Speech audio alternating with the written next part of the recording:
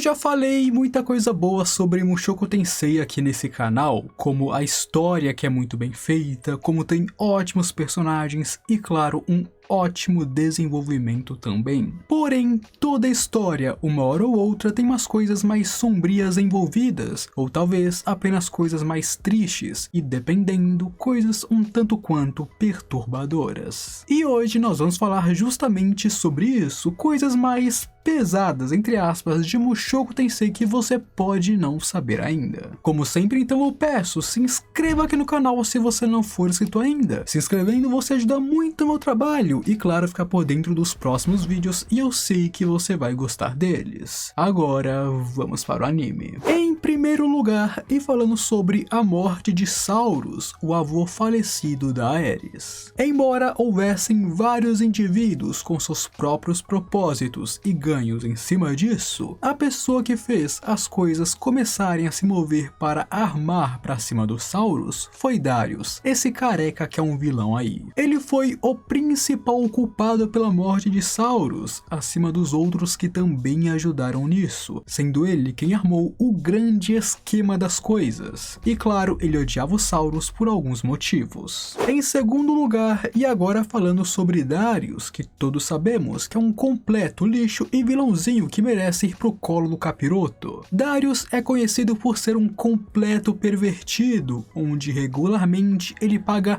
muito dinheiro para sequestrarem garotas nobres. Exatamente, meus amigos, ele gasta uma grana preta para que tragam nobres bem jovens para ele, porque ele tem esses gostos criminosos que nós já sabemos. Eu não vou falar o nome para não desmonetizar o vídeo. Mas sim, o Darius tem esse comércio ilegal por trás dos panos, embora não seja por trás dos panos, porque todo mundo sabe que ele é um lixo. Em terceiro lugar, e se aprofundando no fato de que Darius paga para sequestrarem várias pessoas. Sabiam que ele já teve seus olhos na Ares? Na obra foi dito que houve algumas tentativas do Darius ganhar a Ares, ou levar ela consigo para a capital real. Embora, é claro, nunca tenha funcionado, já que Saurus sabia muito bem das tendências de Darius e nunca daria sua neta para tal lixo. Mas então, vocês se lembram daquele sequestro que Rudeus planejou para colocar a Ares na linha e que deu muito errado porque virou um sequestro de fato? Então, esse sequestro foi orquestrado pelo Darius porque ele queria muito colocar as mãos na Ares. Custasse o que custasse, ele queria isso, tanto que, após isso ter passado, Saurus obviamente desconfiou dele. Em quarto lugar, e agora saindo desse louco e indo para pessoas próximas de Paul, vamos falar de Sierra e Vieira. Elas eram moradoras da região de Fitoa, e depois que o incidente do deslocamento aconteceu, as duas irmãs foram para um lugar desconhecido e acabaram sendo capturadas por bandidos. Onde ali, os bandidos, como nós já vemos em várias obras diferentes, teriam feito muitas coisas não consentidas e forçadas com elas, até claro que Paul chegasse para eliminar eles e salvar as garotas, o que é claro explica um pouco das suas personalidades atualmente, e eu já vou explicar por quê.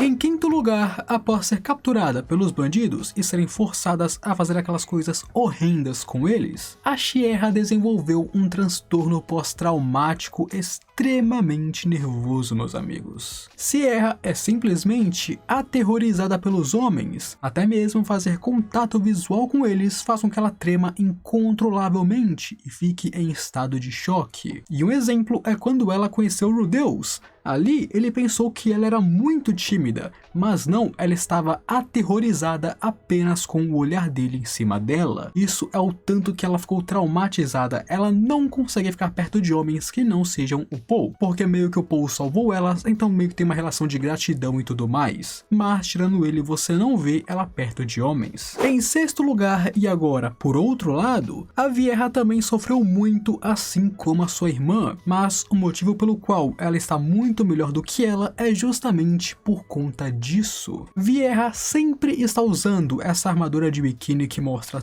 todo o seu corpo para que todos os olhares dos homens sempre se foquem nela. Assim, eles não irão olhar para sua irmã ou para outras mulheres que também foram traumatizadas por homens. Exatamente, ela basicamente se usa como escudo para proteger as outras. E é por isso que ela usa essas roupas tão extravagantes e tudo mais. Tanto que também é por isso que o povo ficou muito irritado quando Rudeus julgou ela mal por suas roupas em seu primeiro encontro. Ela faz isso para proteger os outros.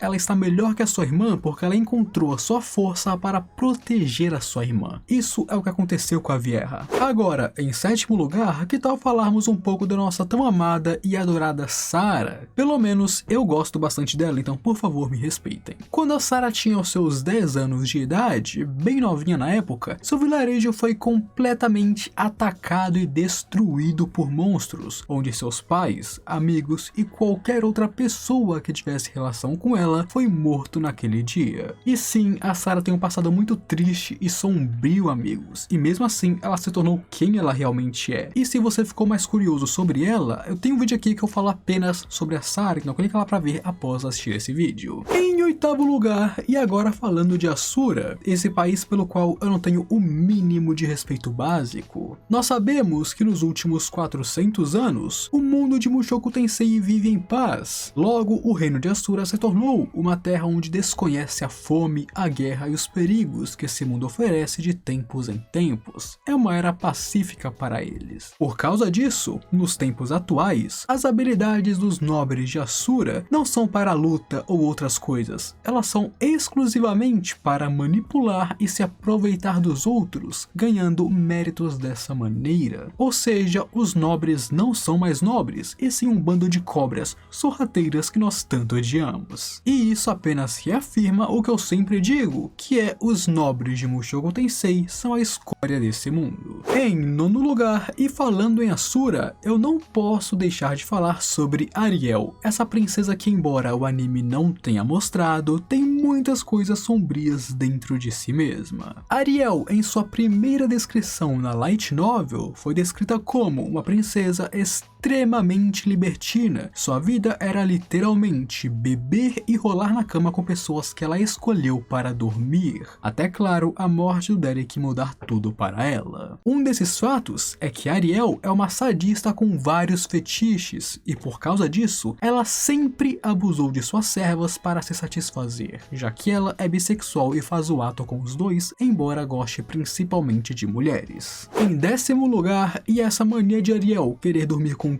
todos que ela escolheu, mesmo que ela tivesse que recorrer a métodos mais errados, aconteceu até mesmo com a Sylphie. Mas calma, nada aconteceu entre as duas, porque a Sylphie é blindada. Ariel uma vez tentou se esgueirar na cama de Sylphie enquanto ela dormia, para começar a fazer as coisas com ela sem que ela soubesse. Mas, naquela noite, a Sylphie quase matou a Ariel, e então ela parou com isso, obviamente. Em 11º lugar, mas embora a Ariel seja muito ruim em certos sentidos, ela não é completamente desequilibrada apenas por ter uma personalidade meio ruim, amigos. Ela tem motivos para isso. Claro, os motivos dela não justificam os atos dela, mas pelo menos façam que nós possamos entender ela. A Ariel é alguém que foi traumatizada em sua infância. Ela cresceu como realeza, então receber o amor dos seus pais está fora de questão. Além disso, durante toda a sua infância, a Ariel sempre foi o alvo de tentativas de assassinato, com várias mortes acontecendo ao seu redor constantemente, seja amigos, babás, guarda-costas ou inimigos. E assim, ela cresceu de forma mais sádica e fria, amadurecendo bem mais rápido do que ela precisaria amadurecer, se tornando em quem ela é atualmente. Em 12º lugar, e claro, as tentativas de assassinato à princesa Ariel não pararam apenas porque ela cresceu, onde inclusive o motivo para o qual ela foi para Hanua com Sylphie e Luke foi para fugir disso por um tempo, porque as tentativas de assassinato continuavam mais firmes do que nunca. Onde, inclusive, nessa jornada para Hanua para Sharia, a Ariel não partiu apenas com aqueles dois. Não, amigos, ela partiu com 15 pessoas, uma carruagem com vários servos foi com ela. Porém, em sua jornada, vários assassinos enviados pelo Darius emboscaram eles, resultando que apenas 5 pessoas conseguiram chegar até Sharia, que seriam no caso Ariel, Luke e Sylph, com mais 2 servas da princesa. Então, mesmo correndo de casa, a guerra não deixou ela. Em 13º lugar, e agora falando sobre pessoas tão ruins quanto os nobres de Asura, no caso, bandidos inteligentes. Existem alguns bandidos em Mushoku Tensei que são inteligentes ao ponto de poderem ler e escrever, o que é um tanto incomum para plebeus normalmente. Esses bandidos, em específico, de vez em quando acabam posando como jovens nobres para outras pessoas, tentando, é claro, enganar elas. Eles enviam cartas para crianças nobres e ganham os seus favores, e assim, como isso é feito, eles então as sequestram para tanto ou pedir uma recompensa para devolver a criança, ou então a vender para pessoas como o Darius, por exemplo. Em 14º lugar, mas agora saindo dessa atmosfera tão ruim, vamos para as guerras. Há 400 anos atrás, rolava a Guerra Laplace, uma das piores guerras de Mushoku Tensei, onde nela os Superds, a raça de Rui Gerd, normalmente usava lanças que eram seus rabos. Basicamente, os Superds possuem rabos quando eles nascem, onde ao atingir uma certa idade, esses rabos caem e se tornam meio que uma lança, um tridente, e eles usam eles como armas. Porém, o Laplace enganou todos os Superds e fez com que eles usassem lanças amaldiçoadas em vez de suas lanças comuns, o que é claro levou ao seu inevitável fim. Em 15º lugar, e agora, ao começar a usar as lanças amaldiçoadas de Laplace, os Superds começaram a perder a razão de si mesmos e se tornaram berserkers basicamente. Nesse estado, eles mataram todo mundo que estivesse em seu campo de visão, não diferenciando nem mesmo seus inimigos dos seus aliados ou família, eles apenas matavam tudo que estivesse em sua frente. E foi assim que eles ganharam a péssima reputação de serem muito perigosos e, claro, selvagens. Além disso, também eles quase foram extintos justamente por causa disso, porque os próprios Superds se mataram. Em 16º lugar, onde, justamente por ter usado essa lança amaldiçoada, o Rui Gerd, um dos poucos Superds vivos da atualidade, cometeu alguns dos atos mais terríveis que ele poderia ter cometido em toda sua vida. Rui Gerd, sob a tal influência dessa lança, matou seus pais, sua esposa e até mesmo seu próprio filho, perdendo tudo o que ele tinha e seu propósito de vida. Após isso, ele só recuperou sua consciência quando percebeu que ele estava comendo o dedo do seu filho. Esse choque desfez a manipulação de Laplace e fez Rui Gerd perceber o ato terrível que ele cometeu contra ele e sua própria família. Além disso, também viu o quão ruim a raça Superd estava neste momento. Após isso, ele pegaria a lança do seu filho, que seria a cauda dele, e então seguiria sua vida, tentando espiar esse acontecimento e, claro, os seus pecados. Em 17º lugar, onde mesmo após 400 anos e a guerra terá acabado, o Rui Gerd ainda vaga pelo mundo como um andarilho, na esperança de conseguir achar mais membros de sua raça, e ele procura por eles ativamente. Qualquer que seja a pista que apareça, ele irá seguir para encontrar outros Superds que ainda estejam vivos. Tanto que foi assim que ele conheceu o Rudeus Yeris quando estava acampando. E agora, por último, mas não menos importante, em 18º lugar, e falando um pouco sobre o nosso queridíssimo continente demoníaco. Uma coisa que de fato acontece bastante no continente demoníaco é a fome e escassez. Eu já falei aqui no canal antes sobre essa dificuldade que é estar nesse continente, mas vocês sabiam que a água e a comida é tão escassa aqui que é uma coisa bem comum as pessoas comerem insetos? Exato, é tão terrível achar comida se você não for um guerreiro que pode comer monstros, que muitos recorrem a comer insetos para poderem sobreviver.